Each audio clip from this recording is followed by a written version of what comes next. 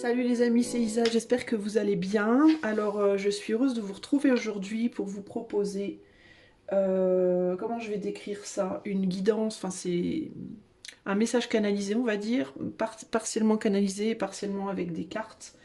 Je vais en fait aller voir trois couples. Je vais faire trois choix pour trois couples et on va aller voir pour ces trois couples les énergies en canalisation et avec l'aide aussi de d'art abstrait de base que j'ai créé pour chaque couple. Alors pour chaque couple j'ai créé une pièce pour madame, une pièce pour monsieur et une pièce pour le couple. D'accord. Donc je vais aller voir, ben, en fait les messages qui me viennent, je sais pas trop de quoi ça va me parler, je vais pas poser de questions spécifiques, mais je vais aller voir les messages qui me viennent pour chaque couple. Je vais vous faire choisir, pas avec les images que j'ai créées, mais avec des cartes du Dixit. Et à la fin, j'utiliserai le vision du I Ching pour vous donner un message, un conseil pour chaque couple. Ok? Voilà, bon. Alors, j'ai jamais fait ce format-là spécifiquement, donc d'où mon hésitation. J'ai froid, les amis. Oh, avant, j'avais trop chaud, maintenant j'ai trop froid, me voilà bien. Alors, on va commencer par, vous allez choisir votre couple par les cartes que je vais vous donner au niveau du Dixit, et ensuite, je vous montrerai à l'écran ce que j'ai créé, et j'essaierai de voir un petit peu ce que ça me dit. Alors, pour le couple 1, le choix 1, voilà la carte pour le choix 1. Ok. Carte pour le choix 2.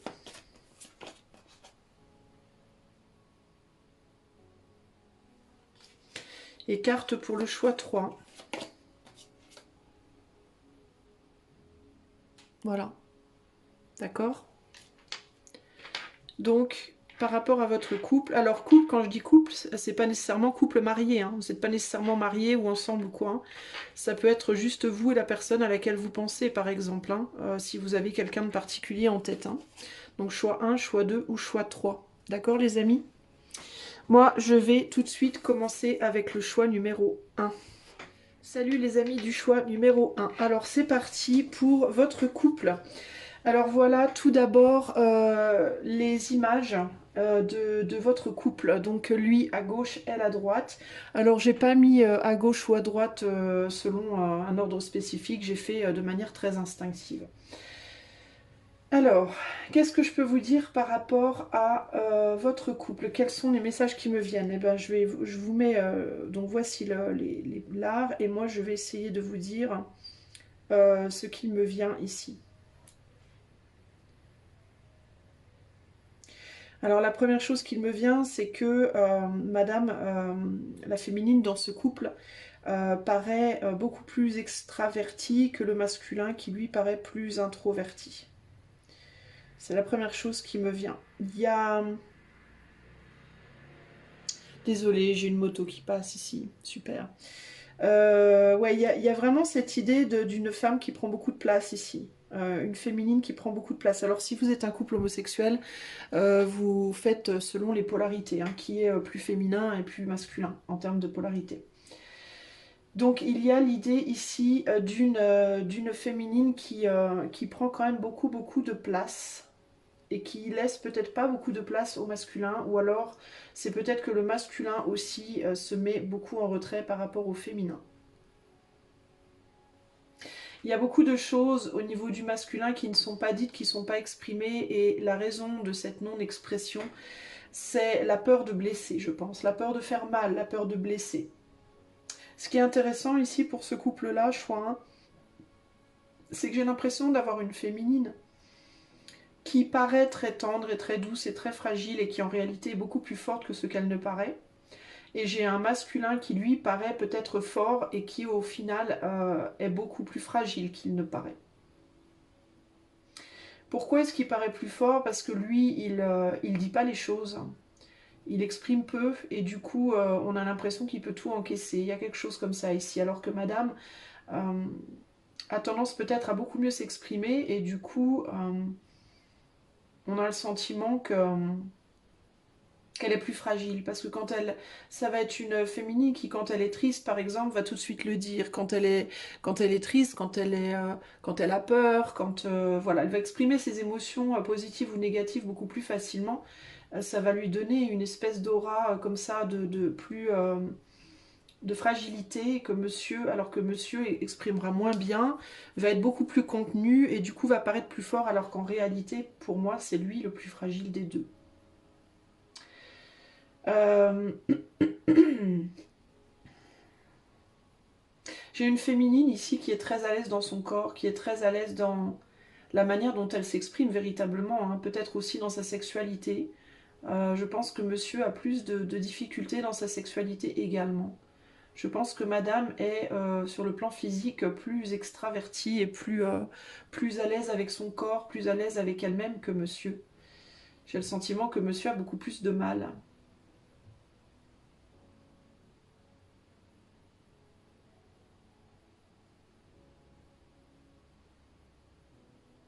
Je pense que monsieur est fuyant aussi. Il est difficile, je pense, de l'attraper.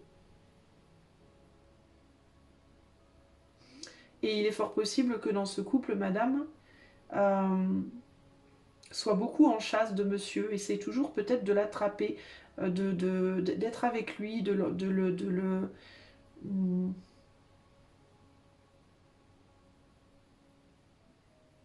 J'ai l'impression, en fait, dans cette relation, que monsieur est beaucoup en, comment dire, à la merci un peu. Alors, je dis pas ça méchamment, hein, je dis pas que vous êtes des vilaines sorcières, mesdames. Hein. Mais j'ai l'impression qu'il se sent plus, en tout cas, lui, à la merci de sa féminine ici.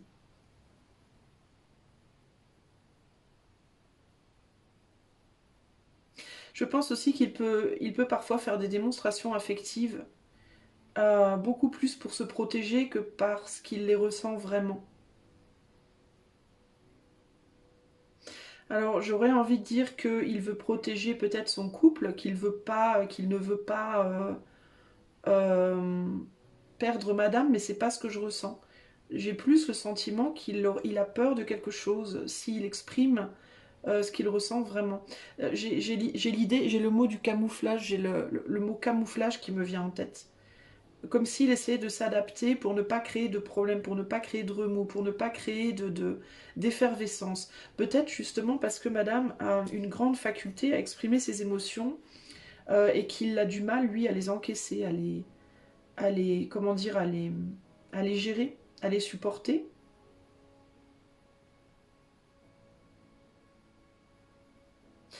Je pense que madame rayonne aussi d'une manière dont monsieur ne rayonne pas forcément, mais il essaye de le faire.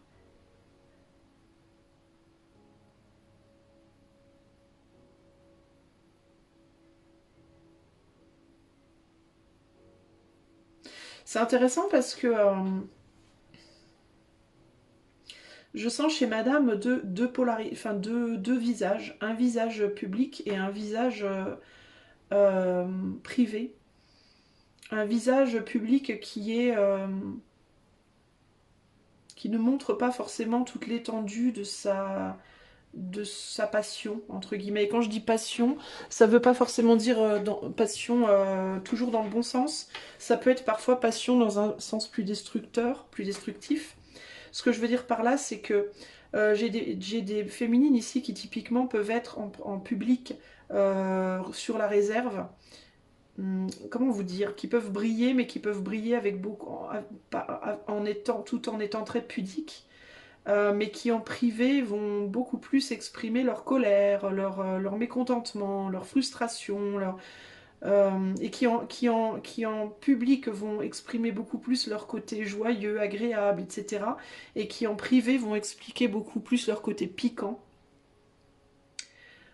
Et j'ai l'impression que c'est le contraire un peu pour les messieurs.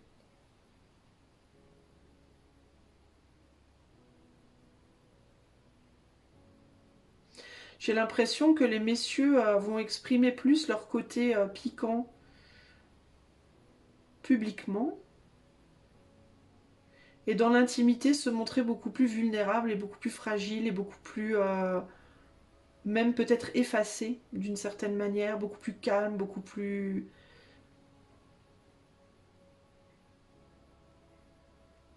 Donc il y a cette apparence des messieurs comme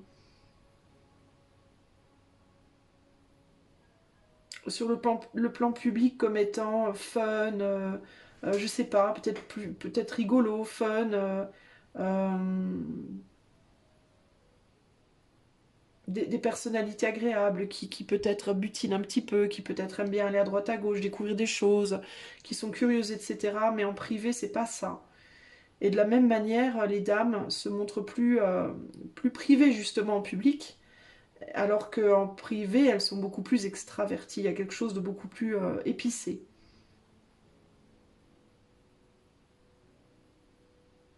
Mais globalement, je vois ici des féminines qui courent quand même pas mal après leur masculin. Et je vois des masculins plutôt fuyants.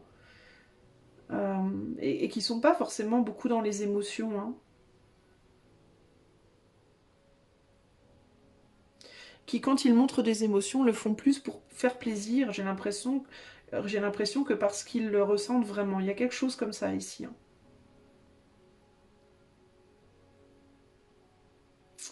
On va passer à l'image de couple, à l'image de votre couple, choix 1. Alors attendez, je vais chercher. Moi j'ai un autre écran, j'ai un autre téléphone à côté pour voir l'image.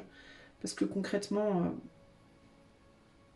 l'image que vous voyez, elle sera montée après hein, sur la vidéo. Alors voici l'image de votre couple, du coup. Euh,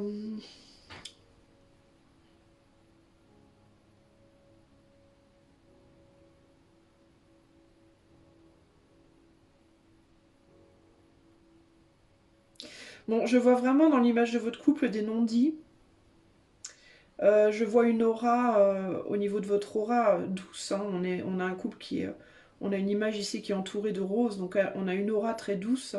Je pense que vous pouvez paraître vers l'extérieur quand on vous mélange entre guillemets, quand vous êtes ensemble, comme harmonieux, mais il y a quand même des nœuds intérieurs assez forts et j'ai vraiment quand même toujours cette idée d'une féminine qui est quand même toute puissante sur le masculin, alors que dans la matière, quand on vous voit, on aurait tendance à penser que c'est le contraire.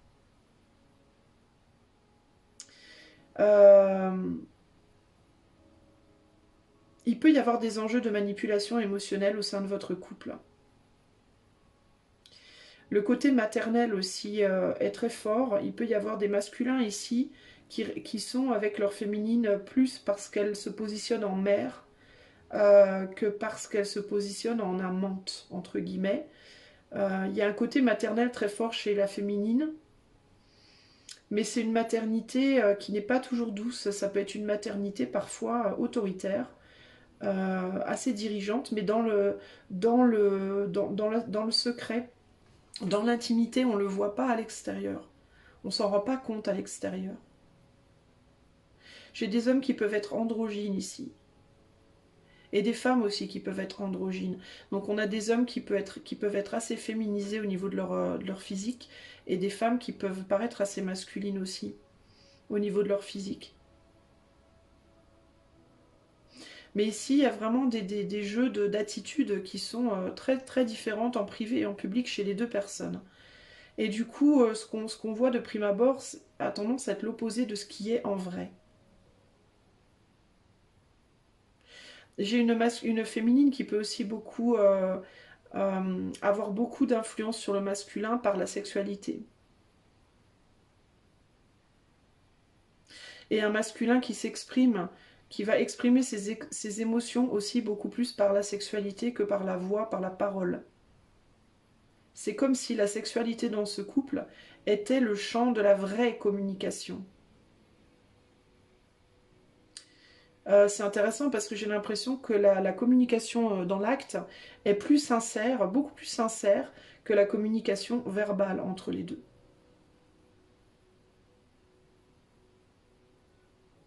Je pense que monsieur pense que madame est précieuse parce qu'elle lui rappelle une figure maternelle très fortement, où elle se positionne en figure maternelle, qui peut parfois être étouffante, mais en même temps parfois très protectrice. Et madame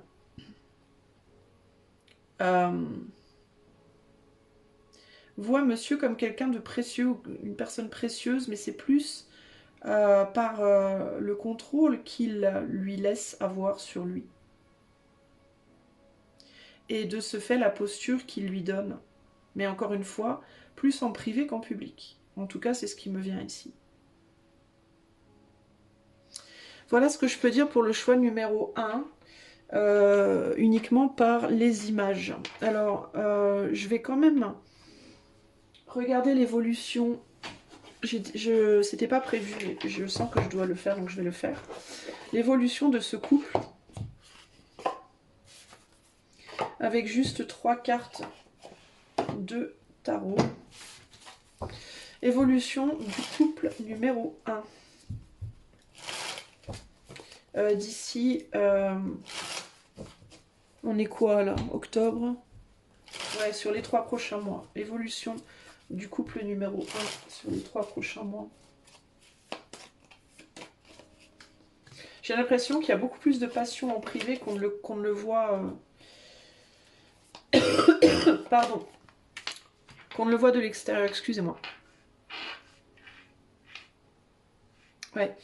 Il y a un travail qui est fait sur le rééquilibrage. Et encore une fois, il y a cette idée ici de qui a le dessus sur qui, là. Il y a des problématiques ici de lutte d'ego, hein, de lutte de pouvoir au sein du couple, pour moi. J'ai l'impression que chacun essaie de diriger l'autre avec un aspect de sa personnalité. Il peut y avoir ici un travail qui est fait de remise de justice retrouvée par rapport au dessus que l'un a sur l'autre, concrètement.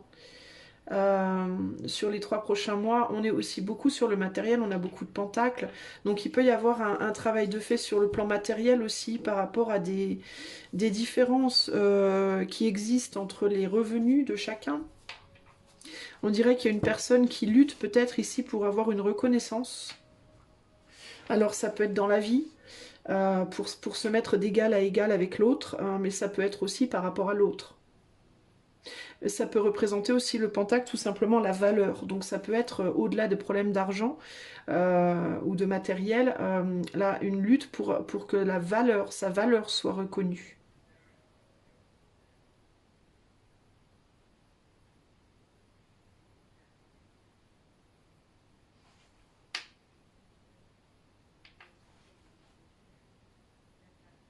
Il peut y avoir ici des enjeux de une personne qui est beaucoup qui est beaucoup plus reconnue extérieurement dans la matière que l'autre. Et l'autre qui est peut-être plus reconnue dans l'intimité. Et il peut y avoir la personne qui est plus dans l'intimité, qui est plus en retrait, peut avoir envie de passer au premier plan et de faire passer la personne qui est au premier plan en arrière. Typiquement, si vous êtes dans un couple où il y a une personne qui est beaucoup plus ouverte aux amis, aux sorties, etc., et l'autre qui travaille beaucoup à la maison, il peut y avoir une pseudo-rébellion, entre guillemets, en mode c'est mon tour, quoi. C'est mon tour d'aller voir mes amis, ou au contraire, c'est mon tour de rester à la maison. Il peut y avoir un côté un peu... comme une envie d'échanger les rôles. Voilà, il y a une envie peut-être un peu d'échanger les rôles ici. Alors, comme on parlait peut-être aussi ici d'une personne qui s'exprime beaucoup et l'autre moins, il peut y avoir une envie pour la personne qui s'exprime moins d'habitude de s'exprimer plus peut-être aussi. Hein.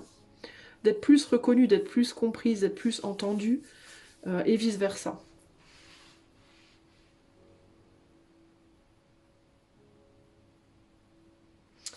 Alors, je vais demander, c'est à peu près tout ce qui me vient là, donc je vais demander le conseil pour ce couple. Alors, un conseil pour le couple numéro 1.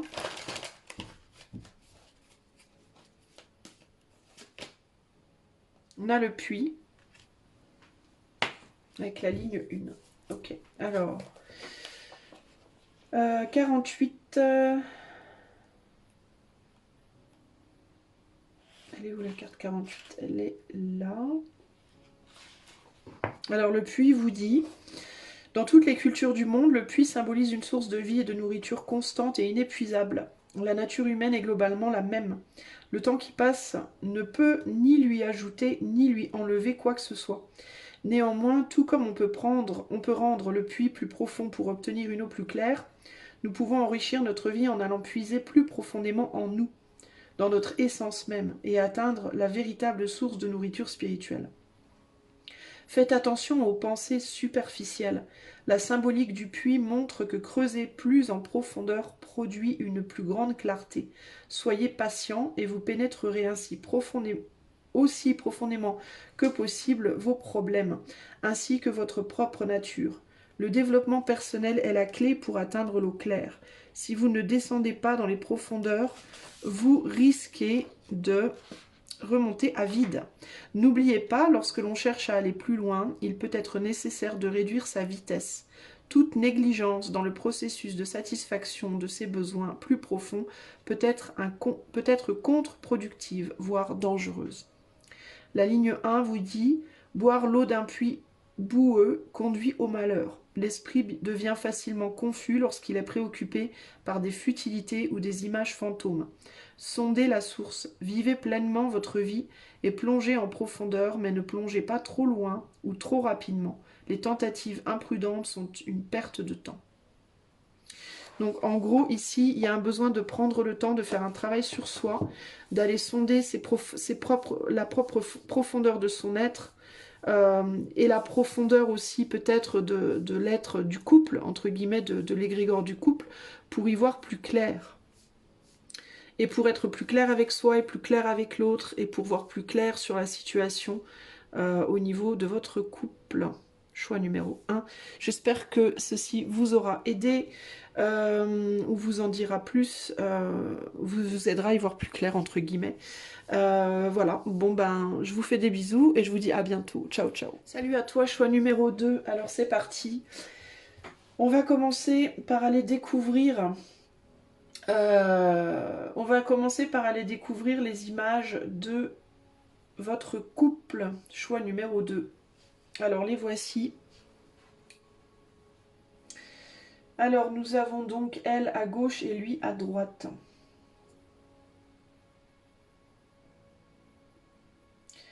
Alors pour ce qui est d'elle, j'ai l'impression que elle est un être, entre guillemets, en plein développement à l'heure actuelle. J'ai l'impression que la féminine, sur ce couple, est en train de se transformer, est en train de faire remonter des choses. J'ai une féminine ici qui est en train de faire remonter des choses en profondeur. De son ombre. C'est peut-être une féminine qui travaille beaucoup l'ombre en ce moment.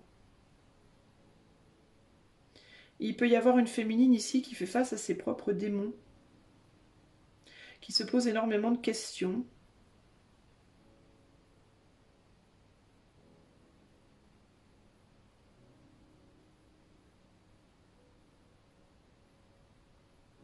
Qui réalise pas mal de choses sur elle-même, qui est en contact avec l'éther beaucoup, qui discute beaucoup avec l'éther, ça peut être une travailleuse, ce qu'on appelle une travailleuse de lumière, mais il y a une vraie transformation ici, une vraie élévation spirituelle qui est en train de se produire chez cette féminine.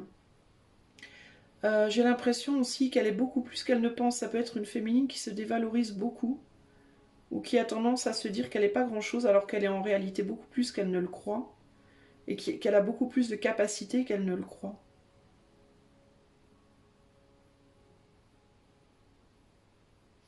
J'ai une féminine qui peut véritablement être très connectée au spirituel et être guidée ici, hein, choix numéro 2. Hein. Je vais être sincère, je la sens pas forcément très tournée sur l'histoire du couple là. J'ai vraiment l'impression d'avoir une féminine qui travaille surtout sur elle à l'heure actuelle et sur sa propre transformation. J'aurais même envie de dire, j'ai l'impression qu'il y a pas mal de barrières par rapport au masculin. J'ai une féminine qui peut être surtout préoccupée par les questions matérielles et qui peut ne pas être beaucoup en contact avec le masculin, voire pas du tout, voire... en tout cas, je parle de contact physique, affection, sexualité, etc. J'ai l'impression que tout ça est beaucoup gardé en dedans. Et dans certains cas, il n'y a même pas de contact dans la matière. Parce que cette féminine-là, à l'heure actuelle, elle est complètement focalisée sur sa transformation, sur la compréhension d'elle-même, de son monde intérieur, de ses épreuves passées, et en amour comme ailleurs d'ailleurs, hein. Et il y a vraiment un gros travail à faire sur soi, là, au niveau de la féminine, sur l'apparence physique, potentiellement, et également sur tout ce qu'elle peut se dire qui n'est pas bon en elle, dans son attitude, dans sa manière d'être, de penser, etc., etc. Il y a une grande idée de protection de soi ici pour la féminine. J'ai quelqu'un qui renaît comme un phénix, qui en a probablement pas mal bavé aussi, et qui essaye de renaître, qui essaye de revenir à la vie véritablement. Qui peut avoir des peurs en ce moment, qui peut être pas mal perturbé par des peurs qui remontent. C'est une féminine qui peut, notamment la nuit, faire beaucoup de cauchemars en ce moment, avoir des rêves cauchemardesques ou perturbateurs, mais c'est pas... il faut pas les prendre comme quelque chose de négatif, hein. C'est la transformation qui est en train de s'opérer en elle. On me dit, il faut pas avoir peur de l'ombre pour la féminine. Pour le masculin, qu'est-ce qu'on me dit pour le masculin? On me dit pour le masculin, il y a beaucoup de communications qui se font. On a un masculin qui peut peut-être être en train beaucoup de communiquer en ce moment. Alors ça peut être avec tentative de communication avec la féminine, mais si c'est le cas, ils ne sont pas véritablement entendus parce que la féminine est plus, elle est plus focalisée sur sa connexion avec le spirituel pour le moment. Donc connexion avec l'éther, connexion avec sa propre âme, connexion avec elle-même. Le masculin est beaucoup dans la communication extérieure. Peut-être beaucoup d'amis, le travail, les amis, je sais pas, une grande activité au niveau de la communication extérieure. Mais intérieurement, il y a énormément de colère, j'ai l'impression de colère et de passion qui est retenue, qui grandit en lui comme une espèce d'ulcère là.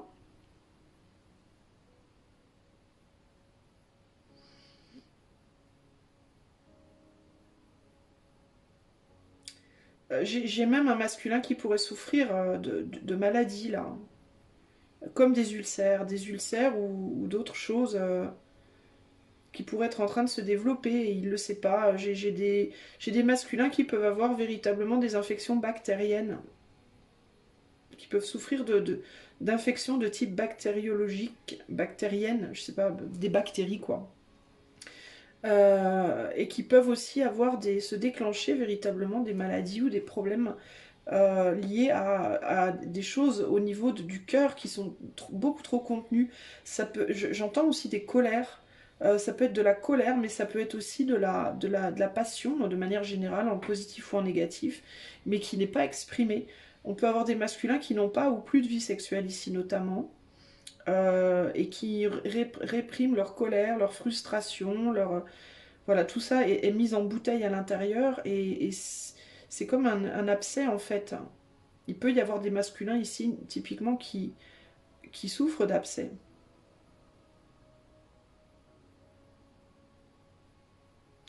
Et toute cette communication, alors c'est très paradoxal parce que toute cette communication extérieure en fait ne draine pas ça. Parce que les choses qui sont à l'intérieur ne sont pas exprimées, ne sont pas dites. Les communications extérieures sont des communications très superficielles. Amical, il y a un peu de cœur, oui, il y a du cœur dedans, mais c'est pas au dixième de l'intensité qui est contenue intérieurement, quoi. Et on me dit que c'est pas très bon parce que tout ce qui est intérieur, là, ça a besoin d'être exprimé parce que ça pourrait vraiment déclencher des problématiques au niveau de la santé. La féminine, elle, n'a pas vision de cela. Elle ne s'en rend pas compte parce qu'elle n'est pas du tout, elle n'est pas vraiment focalisée là-dessus. Entre les deux, les relations à l'heure actuelle sont plutôt superficielles, basées purement sur... elles sont plus amicales et basées probablement sur des problématiques contingences. Alors si vous êtes en couple, les enfants, la nourriture, les factures, machin truc, qu'est-ce qu'on fait ce week-end? Mais si vous n'êtes pas en couple, c'est amical, voire pas de communication, parce que j'ai une féminine qui est quand même assez fermé. Alors peut-être que de la part de monsieur il y a des tentatives, mais j'ai pas l'impression que de la part de madame c'est vraiment reçu. On peut avoir un homme ici qui est assez physiquement, qui essaie de communiquer pas seulement par la parole, mais aussi par la gestuelle, les gestes, le corps, mais il n'est pas entendu. J'ai le sentiment qu'il n'est pas entendu.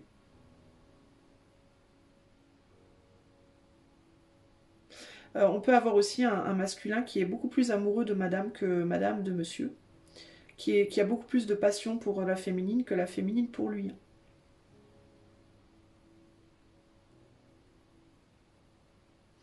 On peut avoir vraiment un couple ici assez spirituel. Monsieur aussi peut être assez spirituel, mais chez lui c'est beaucoup plus caché. Je pense que les deux sont en train de renaître à quelque chose, mais j'ai le sentiment que chez monsieur c'est beaucoup plus caché. La renaissance, elle est plus en préparation et c'est intéressant parce que j'ai l'impression que chez monsieur, ça va exploser d'un seul coup. Et chez madame, ça se fait progressivement, cette renaissance. C'est très intéressant. Alors, en termes du couple commun, voilà l'image pour votre couple commun, que vous soyez en couple ou pas, hein, les deux énergies communes.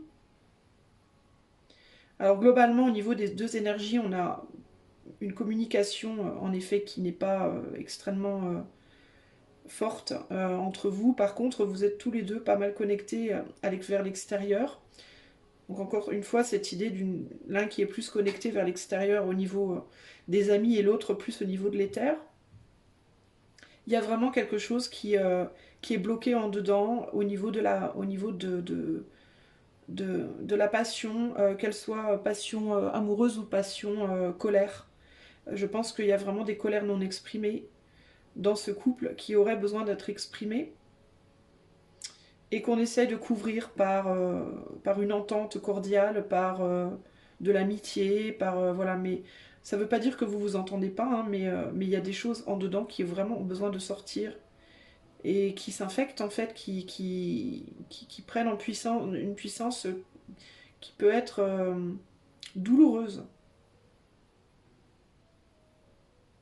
Alors ça peut être de l'amour, de la passion sensuelle, sexuelle qui est retenue, ça peut être des colères véritablement, de la colère que l'un aurait pour l'autre. Euh, J'ai le sentiment aussi qu'il y a un fort ancrage entre les deux, vous restez ensemble ou l'un autour de l'autre, même si vous n'êtes pas physiquement ensemble ou officiellement ensemble, il y a l'idée d'être ancrés l'un à l'autre, mais je ne sais pas si c'est pour les bonnes raisons ici, hein, véritablement.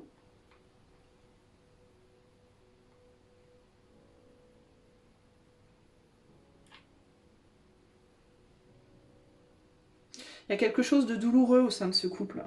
Ça peut être une histoire douloureuse, ça peut être un passé douloureux. Mais il y a quelque chose de très cru, de sensible,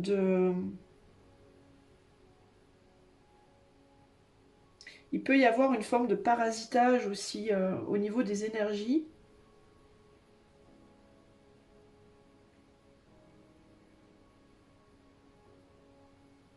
Il peut y avoir un parasitage pour monsieur plus au niveau physique, et c'est intéressant. Il peut y avoir des parasitages pour madame au niveau psychique. Je sens madame très très connectée au niveau de l'éther. Potentiellement peut-être même connectée au défunt. Mais il peut y avoir du parasitage au niveau spirituel pour madame et du parasitage au niveau physique pour monsieur. Et la combinaison des deux n'est pas une bonne combinaison.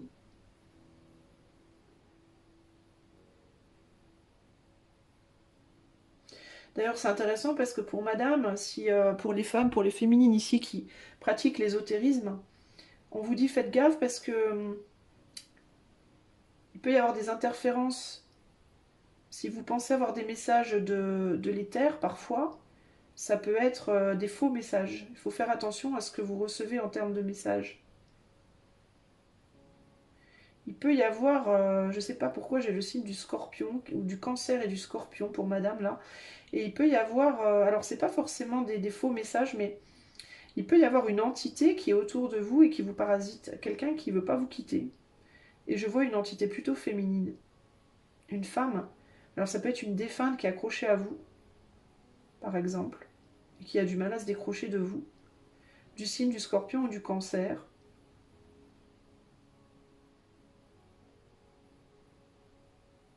Ça peut aussi être vous qui, sans vous en rendre compte, projetez une défunte, quelqu'un de votre famille qui n'est plus là dans votre vie, mais vous êtes accroché à son énergie ou son énergie est accrochée à vous et du coup vous vous projetez dans la vie comme elle l'aurait fait en fait.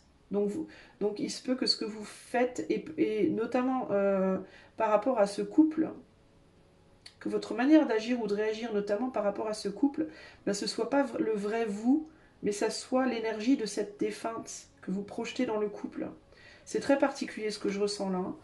Et en termes de monsieur, du coup, alors lui c'est plus physique, il y a quelque chose sur le plan physique. Il peut y avoir une toxicité sur le plan physique. Mais lui, je vois vraiment comme un truc comme des bactéries. C'est bizarre, hein. Et je sais pas si c'est su. Du coup, c'est un couple qui est pas mal infecté en fait, qui est infecté par des choses autres, extérieures entre guillemets, alors spirituelles pour madame et plus physique pour monsieur, mais qui infectent la relation en réalité, qui empêchent la relation véritablement de se dérouler comme elle devrait. Bon, voilà ce que je peux vous dire. Au niveau des images, je vais tirer 3 cartes, c'était pas prévu, mais je vais tirer 3 cartes, je l'ai fait pour le choix, hein, je vais le faire pour tous les choix. Pour voir l'évolution de votre couple d'ici à... Enfin, pour les 3 prochains mois. Évolution de votre couple, choix 2 pour les 3 prochains mois.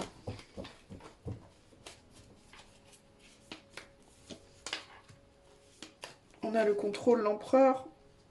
On a la reine de Pentacle. Et le 9 de bâton. Alors...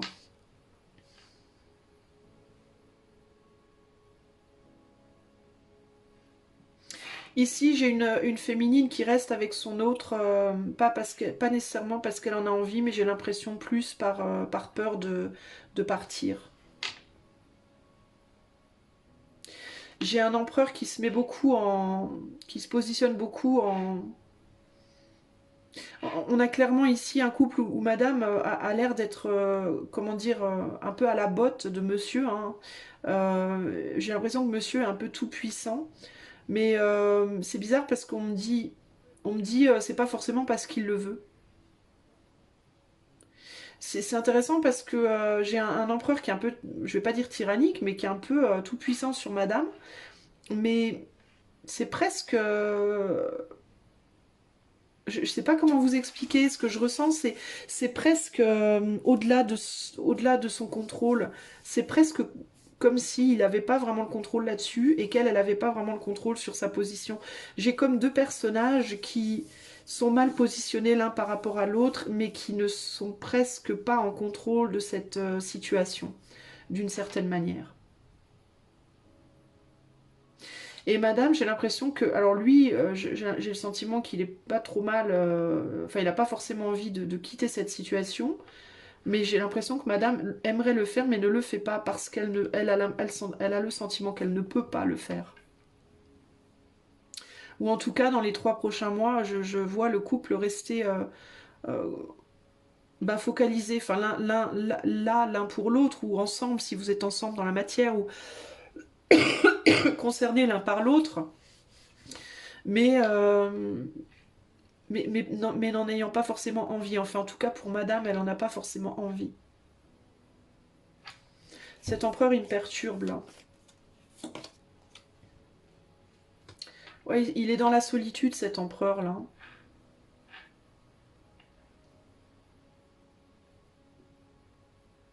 J'ai un empereur qui va se demander s'il n'était pas mieux, finalement, seul. Probablement, ou qui se sent seul. Et il peut y avoir des enjeux entre les deux, des confrontations. C'est pour ça que lui, il sort comme étant un peu despotique, là, pour moi, par rapport à madame. Mais il y a des enjeux de pouvoir entre les deux. Comme s'ils avaient l'impression, là, dans les 3 mois, toujours ils se devaient des choses. Mais ils n'ont pas envie ils ont pas envie de donner ce qu'ils pensent se devoir. Et du coup, ça se passe pas bien entre les deux. Madame va se sentir probablement pas mal en défaite. Et il y a l'idée qu'on reste ensemble, on reste dans cette situation qui n'est pas heureuse pour moi. Où on n'est pas heureux, hein.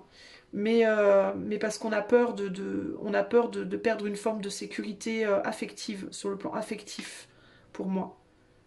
Et quand je parle d'affect, c'est pas nécessairement de l'amour amoureux, quoi, hein, mais c'est familial presque, vous voyez.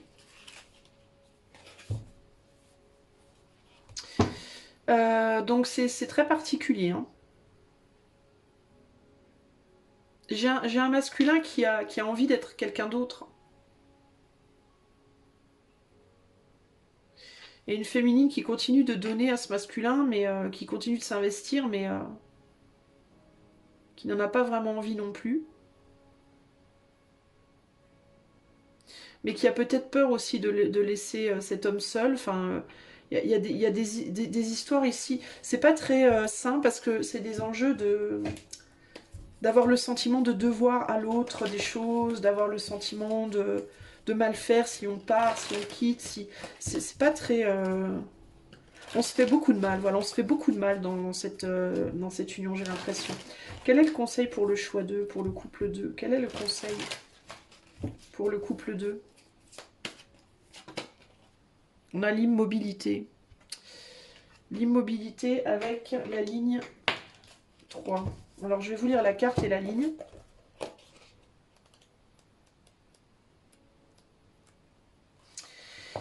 J'ai l'impression en fait que ce couple pour le moment il est plus subi finalement qu'autre chose, quoi. Alors l'immobilité.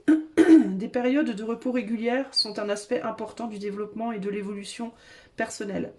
La personne la plus détendue n'est peut-être pas celle qui dort 12 heures par jour, mais celle qui arrive à prendre une pause pour faire une sieste malgré ses activités prenantes.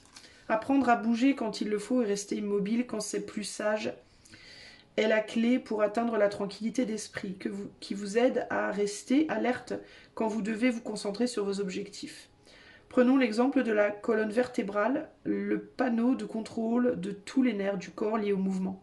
Lorsque la colonne vertébrale est maintenue souple et saine grâce à un repos et une relaxation appropriée, on peut exécuter tous les mouvements sans contrainte. Lorsque la colonne vertébrale est maintenue droite, pardon, dans une position assise stable, on peut atteindre l'équilibre intérieur de la méditation. Traitez votre vitalité comme si elle était une bougie dans le vent. Protégez-la comme si elle était la seule lumière dans une forêt sombre par une nuit sans lune. Évitez de vous retrouver dans des conditions qui risquent d'éteindre cette précieuse flamme et veillez à ne pas l'étouffer par vos ambitions ou vos inquiétudes. Faites une pause, détendez-vous, retirez vos chaussures et laissez-vous aller. Arrêtez de réfléchir, méditez sur le simple fait d'être. La ligne 3 vous dit « Essayez de se reposer en s'imposant une rigidité forcée. C'est comme attendre d'un ordinateur qu'il écrive de la poésie. Cette contradiction intrinsèque rend vos efforts inutiles. Lorsque votre corps est fatigué, un long sommeil de qualité est plus réparateur que n'importe quelle forme stricte de méditation. » Alors, globalement, ici, le conseil, c'est peut-être pour le moment de rester où vous êtes, même si la situation est tendue. Concrètement, je ne sais pas si le fait de vouloir changer les choses maintenant serait la meilleure chose à faire pour vous.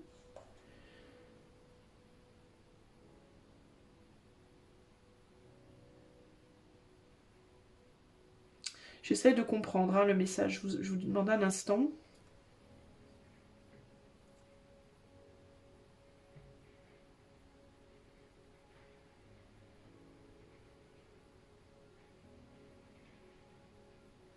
Parce que j'ai l'impression que dans ce couple, il y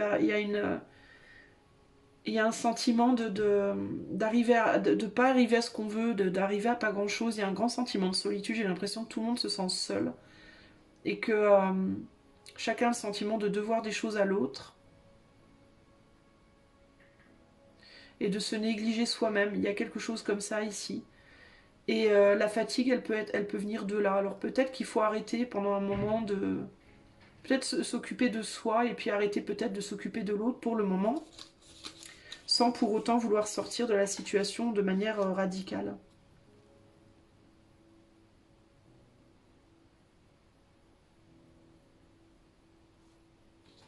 C'est ce qui me vient ici par rapport à ce que je viens de vous lire.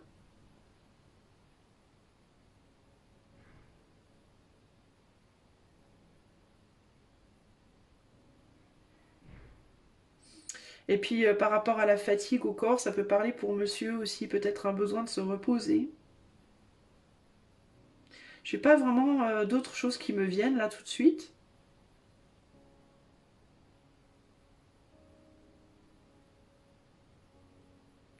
Mais en même temps, il est dit aussi dans ce conseil-là, arrêtez de réfléchir.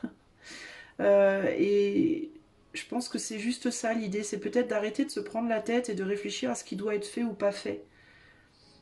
Surtout avec le 9 de bâton, là, il peut y avoir l'idée simplement d'arrêter de se prendre la tête et d'être comme dans un moment d'immobilité pour le moment. C'est ça en fait le vrai conseil, hein.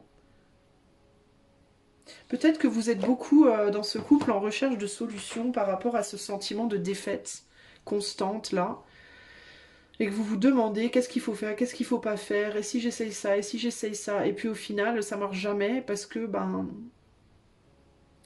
vous êtes tous les deux en transformation et vous gérez les choses de manière radicalement différente. Et je pense que la meilleure chose à faire là pour le moment, c'est de ne rien faire en fait, c'est de ne rien essayer de faire, c'est de juste laisser couler pour le moment. C'est peut-être pas la bonne période pour essayer de résoudre des problèmes trop profonds. Peut-être plutôt se concentrer sur soi-même et ses propres soucis à soi, prendre soin de son mental, prendre soin de son corps, voilà, essayer de résoudre ses propres problèmes à soi et envers soi plutôt que de vouloir essayer de résoudre les problèmes avec l'autre. Je pense que c'est vraiment ça le conseil pour vous, choix 2. Voilà en tout cas ce qui me vient. J'espère que cette guidance vous aidera. Moi je vous fais des gros bisous et je vous dis à bientôt. Ciao ciao. Salut à toi, choix numéro 3, si tu as choisi cette carte du Dixit, c'est ton choix. Alors je te montre pour commencer les images de ton couple. Donc lui à gauche et elle à droite. Alors, qu'est-ce que je vois ici? Je vois déjà la première chose qui me saute aux yeux, c'est que j'ai une féminine qui est beaucoup plus dans la sexualité que le masculin. Un masculin qui est beaucoup plus en recherche de douceur et de tendresse, une féminine qui est beaucoup plus en recherche de passion. On a une féminine très passionnée, un masculin beaucoup plus dans la tendresse, dans la douceur. On a une féminine peut-être un peu plus agressive. On a une féminine qui est plus finalement l'homme, qui porte la culotte, j'ai l'impression, dans ce couple, et un masculin qui est beaucoup plus passif. On a un masculin qui est doux, qui est passif, qui est protecteur ici, une féminine qui est beaucoup plus dans l'attaque, entre guillemets, hein, dans la volonté d'imposer son point de vue, de se faire entendre, de dire qui elle est, ce qu'elle veut, comment elle veut, peut-être très sensuelle, sexuelle aussi. Euh, et qui n'a pas peur en fait, qui n'a pas peur de montrer, de dire et de montrer. On a un masculin ici qui est beaucoup plus comme un enfant, comme un petit enfant, comme un peu un Peter Pan, j'ai envie de dire. Probablement très jeune d'esprit et qui rêve beaucoup. Qui rêve beaucoup mais qui est peut-être beaucoup plus passif pour mettre les choses en place dans la matière. On a une féminine qui fait limite un peu sorcière, donc on peut avoir des femmes ici qui sont dans l'ésotérisme ou comment dire, dans l'occultisme, dans des pratiques. Euh, et quand je dis sorcière, c'est pas méchant, hein, c'est pas péjoratif, hein, il y a des très bonnes sorcières, hein, des sorcières gentilles, entre guillemets. Mais on a des féminines ici ouais, qui sont très assertives, on va dire. C'est des reines de bâton pour moi ici, j'ai des reines de bâton en fait. Concrètement au niveau du tarot, de la représentation, au niveau du tarot, j'ai des féminines qui peuvent être agressives avec les masculins là, et qui peuvent traiter les masculins un peu comme des mômes, un peu comme des enfants. Probablement parce que eux-mêmes se positionnent comme tels. Ce qui est intéressant, c'est qu'on a des masculins qui cherchent à protéger leurs féminines, qui n'ont pas besoin d'être protégées concrètement, et des féminines qui cherchent à essayer d'influencer des masculins qui ne peuvent pas être influencés parce qu'ils sont complètement à la land, comme on dit en anglais, dans l'éther, dans leur rêve. Euh, il peut y avoir une forte, forte protection spirituelle sur les masculins dans ces couples-là.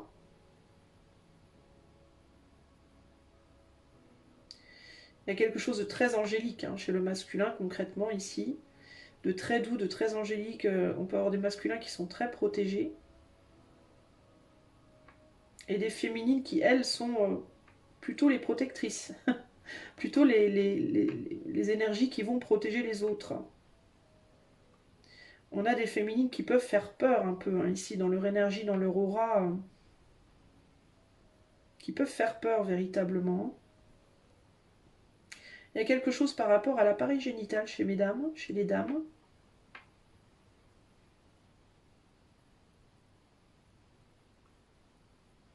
Et j'arrive pas trop à comprendre ce qu'on veut me dire par rapport à ça.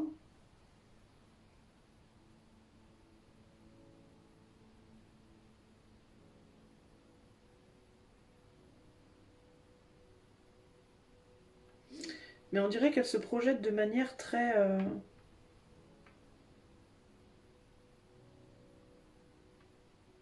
je vais pas dire sexy nécessairement ou quoi, encore que ça peut être le cas pour certaines femmes, mais il y a quelque chose par rapport à l'appareil.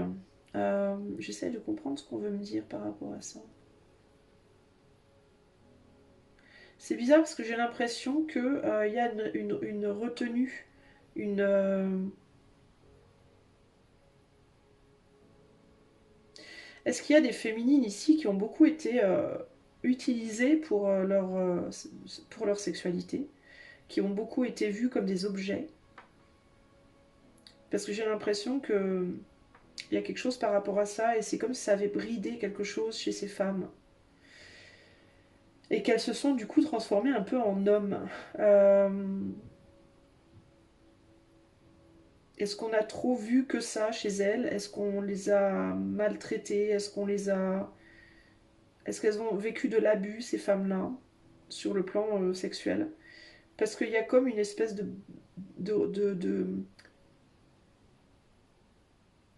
C'est étrange en fait. C'est comme si... je les vois très restreintes à ce niveau-là. Et en même temps, qui se projettent comme ça. Alors c'est bizarre, hein. La projection, elle est très masculine. Et le masculin, bah, c'est aussi représenté par le rouge, qui est aussi la sexualité, justement, et la passion. La racine, le chakra racine, mais pour autant, je les vois pas nécessairement ouvertes sur le plan sexuel, ces personnes. On dirait qu'elles sont. C'est plus comme si c'était comme une plaie béante chez elles, ce sujet-là, on va dire.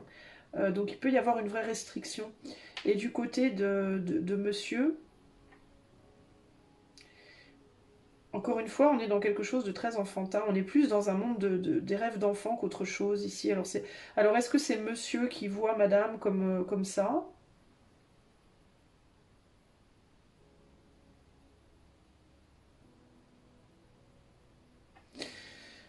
C'est étonnant parce que j'ai deux énergies ici qui sont radicalement différentes, limite opposées.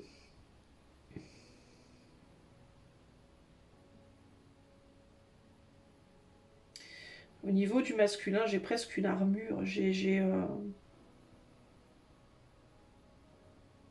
quelque chose par rapport à la restriction aussi, par rapport à une restriction sur le plan. Il y a quelque chose par rapport au niveau sexuel entre ces deux-là.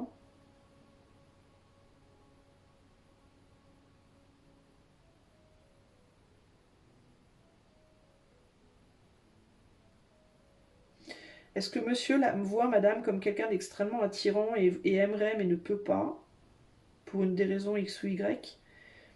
Ne peut pas parce que madame ne veut pas, parce que madame, j'ai l'impression qu'elle montre quelque chose, mais ce qu'elle montre, c'est pas ce qu'elle donne. Est-ce qu'elle peut paraître, cette femme, très sensuelle, très charnelle, alors qu'en réalité, elle n'est pas du tout ouverte à ça, et que monsieur doit mettre du coup une barrière, entre guillemets, hein, une armure. J'ai l'impression que monsieur est en pleine transformation aussi dans sa vie en ce moment.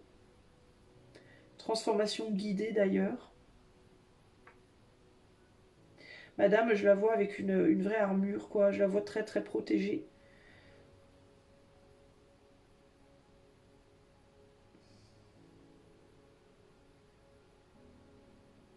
J'ai l'impression qu'on s'est beaucoup moqué de madame. J'ai l'impression que dans son enfance ou dans sa vie de manière générale, elle a été beaucoup critiquée. Pour son physique, potentiellement, mais aussi pour son attitude. Je pense qu'on a voulu la museler, on a voulu la brimer, on a voulu la faire taire. Peut-être l'empêcher de s'exprimer. Et on a pu aussi l'avoir abusé. Monsieur, je le vois pas ayant subi ce genre de choses. Mais monsieur, je le vois vraiment. J'ai le signe du poisson qui me vient en tête quand je regarde l'image de monsieur.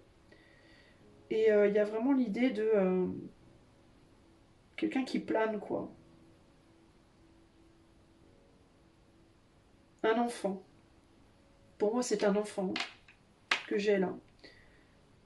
Madame, c'est une femme, hein. C'est une vraie femme, une femme-femme, mais une femme-homme en même temps, qui s'exprime comme un homme. Et ça ne veut pas dire qu'elle ressemble à un homme, elle peut être très féminine et sensuelle et sexuelle, etc. Mais pour autant, elle s'exprime dans la vie comme un homme. Elle va chercher, elle est très, elle a la position de l'homme. Et l'homme et monsieur a la position de la féminine, du coup. Donc il y a une inversion, en fait, ici des rôles.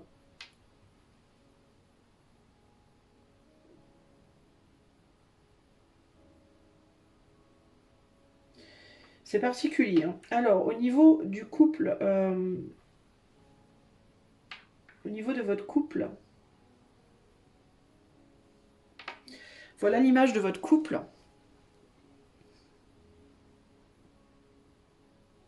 Et alors, qu'est-ce que j'ai ici? J'ai clairement le féminin qui prend toute la place. Un féminin très masculinisé, qui représente, j'entends. Un féminin qui se bat pour... j'ai un féminin très guerrier et qui se bat pour les deux. Euh,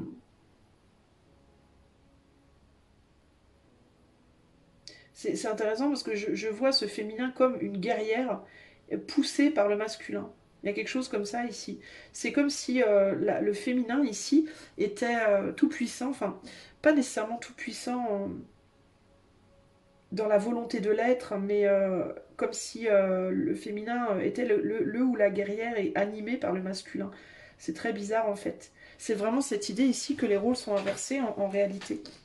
Normalement, l'homme protège, enfin dans le couple on va dire traditionnel, euh, monsieur est le guerrier, il va à la guerre, et madame est à la maison, s'occupe des enfants, voilà, prend soin de la maison, des enfants, de la famille, et de monsieur quand il revient du combat, entre guillemets. Et bien là, c'est l'opposé. Voilà. Là, c'est concrètement, on a une féminine qui est la guerrière, et qui va à la guerre, et monsieur est derrière et assure, j'imagine, ou en tout cas se positionne comme ça dans son attitude. Mais ce qui m'interpelle ici aussi, c'est que on dirait que la féminine, elle est mise dans cette position. Elle n'a pas forcément envie d'y aller. Elle n'a pas forcément envie d'être mise au premier plan. Il me vient l'idée un peu ici du masculin qui se planque derrière et qui pousse en mode vas-y toi, vas-y toi. Ça me fait penser aux gamins qui vont faire des conneries ensemble et puis il y en a un qui dit à l'autre allez vas-y, vas-y va sonner toi à la sonnette. Vous savez les gamins qui sonnent aux sonnettes puis qui s'en vont en courant. Et il y en a toujours un qui fait et il y en a toujours un autre qui dit allez vas-y toi. Monsieur me fait penser au vas-y toi et madame elle me fait penser à la personne qui va aller sonner quoi, qui va avoir le cran d'y aller quoi. Mais je sais pas si madame a nécessairement envie d'être dans cette position parce elle est pas là en tant que femme, ça supprime sa féminité. Elle est projetée comme un homme en fait dans cette situation ici, hein. On a une féminine qui peut beaucoup qui peut avoir une grande sagesse, une grande spiritualité, quelqu'un qui exprime beaucoup de sagesse et de spiritualité et qui est très passionnée. On peut avoir une femme qui est très passionnée dans sa manière de s'exprimer. Quand elle croit en quelque chose, elle y met tout et on est une féminine qui est poussée par des valeurs de cœur ici.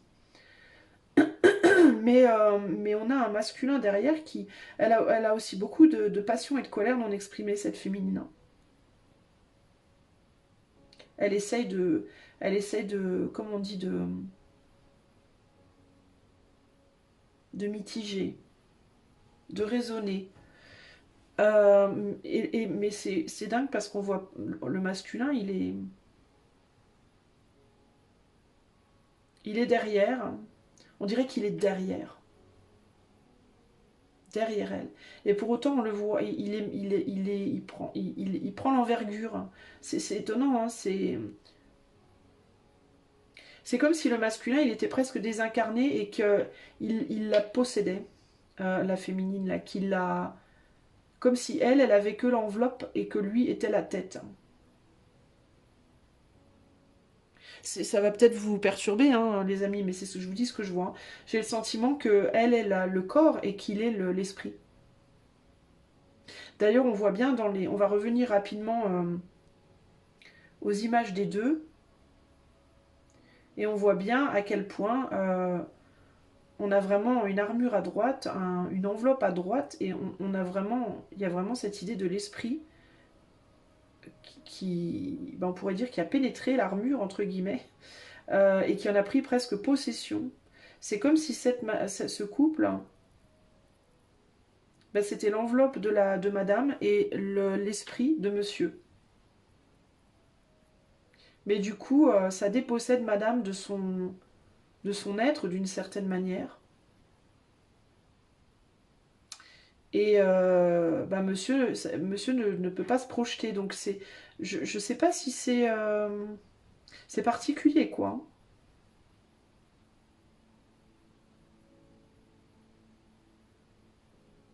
Il y a le mot Graal qui me vient aussi. On dirait que c'est un combat, cette union. C'est bizarre. On dirait que c'est comme une guerre, comme un combat, comme un...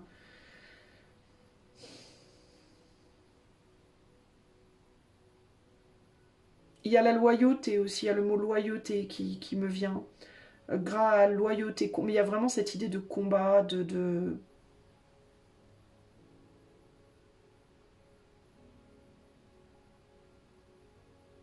C'est un couple où il y a pu avoir des blessures, où il y a pu avoir des choses vraiment dures. Hein. Mais il y a presque la nécessité de l'abnégation de l'un au nom de l'autre. Comme ça me fait penser à Jeanne d'Arc avec Dieu qui lui parle là. Et ben c'est un peu ça. Ça me fait penser à Jeanne d'Arc, cette femme qui n'est plus une femme, qui n'est plus qu'une machine de guerre, entre guillemets. Limite qui se coupe les cheveux, qui devient limite homme, propulsée par ce Dieu là qu'elle entend et qui lui demande de faire telle ou telle chose, d'aller là ou là. Et ben c'est exactement ça que je ressens ici. De manière consciente ou inconsciente. Hein. Madame peut s'en rendre compte ou pas s'en rendre compte, mais c'est un peu ce qui ressort ici. Hein. Madame, en fait, elle est sacrifiée un peu, elle est oubliée dans l'histoire, quoi. C'est comme s'il y avait un plan et il fallait suivre le plan et c'est monsieur qui dirige, mais sous couvert, enfin je sais pas, pour autant son énergie est très enfantine, très... Alors c'est très bizarre, hein.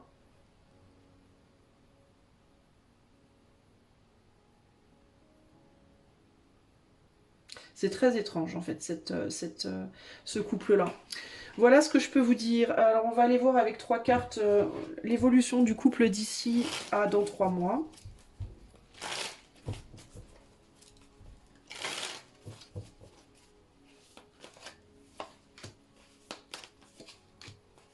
Et bah tiens, monsieur il est là. Ouais, on a que du masculin. On a 2 hommes, on n'a pas une seule femme là. C'est quand même dingue quoi. C'est quand même fou. Il y a un retour en arrière d'ici à dans 3 mois les amis. Il y a encore cette idée de contrôle psychologique et de contrôle au niveau des actions. Hein. La féminine, elle n'est pas là du tout. La féminine, elle n'est pas là du tout. Elle n'est pas représentée ici. Et il y a vraiment cette idée de... bah encore une fois, cet empereur qui fait face, là, qui est devant, ou alors c'est peut-être la féminine qui se positionne en empereur, véritablement, qui agit dans la matière, j'en sais rien. Avec le mental qui dit de retourner en arrière. Vers quoi on retourne dans les 3 mois là? Vers une forme d'instabilité, vers une forme de...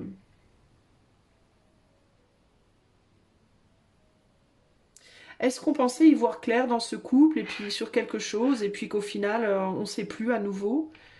C'est très étrange, il n'y a même pas d'action véritable ici. Hein. Communication, pragmatisme, action, action pour maintenir un équilibre, point. Il n'y a pas de sentiment, il n'y a pas d'amour, il n'y a pas de... C'est très, très basique, terre à terre, et très masculin. C'est très... projection extérieure, projection dans la matière, pragmatique, analytique, active, et pour maintenir un équilibre. Mais en même temps, paradoxalement, ça déséquilibre. Parce que j'ai l'impression que...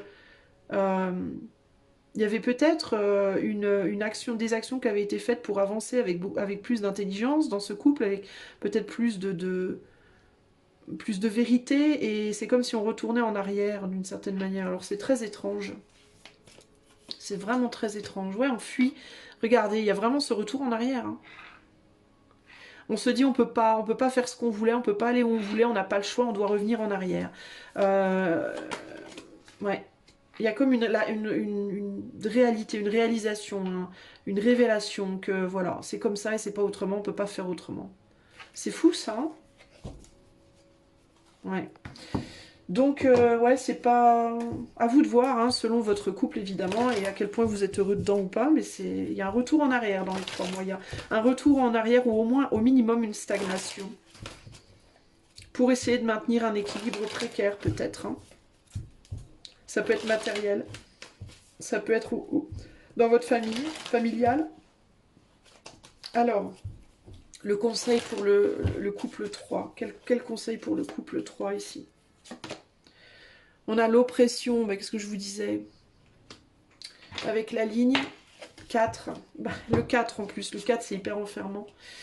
Ouais, bah c'est pas... Alors, le conseil. Pour représenter l'oppression, on peut imaginer des oiseaux charognards rôdant sur les rives d'un lac asséché.